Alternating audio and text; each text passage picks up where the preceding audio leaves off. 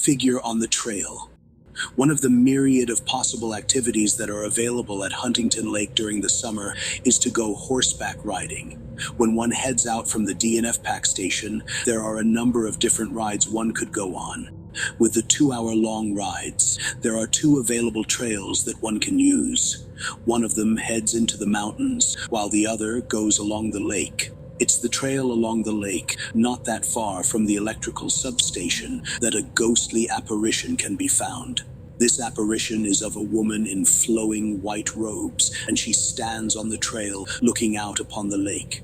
When the apparition shows up, and for how long it will last, are completely arbitrary events. And if it does this through free will, or is guided by an unseen hand beyond her control, is not known.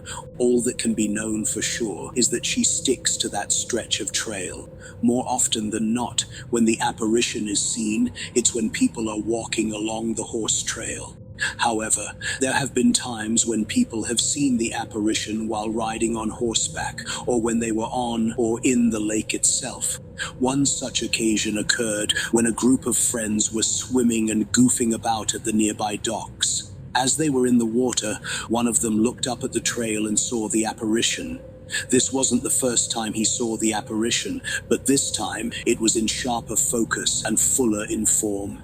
As he was looking at her, the apparition appeared to be reaching out for them, as if she was desperate and wanted them to get out of the water. She was also mouthing some words, but what these words were, he wasn't able to figure out. Even if one of the people in the group was able to read lips, it would have been unlikely that they would understand what she was trying to say. Lip motion was clearly seen, but the details were hard to determine. Eventually, she looked off over their shoulders, further into the lake, saw something, then disappeared. None of them knew what she saw, but it had to have frightened her pretty badly to make her disappear. This group of friends found that incident pretty disturbing, as well as other people who came across the apparition. But the most frightening part of the whole situation is when someone comes across her at night. Unlike what you typically think of when it comes to ghosts, this particular apparition doesn't glow or give off any type of illumination.